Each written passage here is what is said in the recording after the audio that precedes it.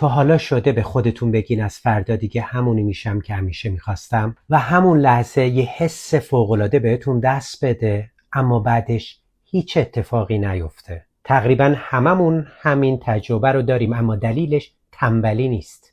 روانشناسی توضیح جالبی براش داره. پژوهش‌های پروفسور گابریل اوتینگن تو دانشگاه نیویورک که زمانی من هم فرصت سخنرانی برای تیم پژوهششون رو داشتم نشون میده که وقتی فقط آینده موفق خودمون رو تجسم میکنیم، مثل درآمد بالا، شغل رویایی و بدن ایدئال، مغز همون لحظه جایزه موفقیت رو دریافت میکنه و نتیجهش این میشه که انگیزه برای تلاش واقعی کاهش پیدا میکنه. برای همینه که کسانی که مدام در مورد اندام ایدئالشون تجسم میکنن کمتر وزن کم میکنن و دانشجوهایی که زیاد در مورد شغل رویاییشون فکر میکنن کمتر درس میخونن و دیرتر کار پیدا میکنن.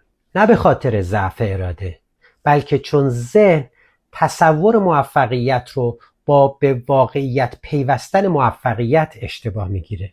راه حل عملی چیه؟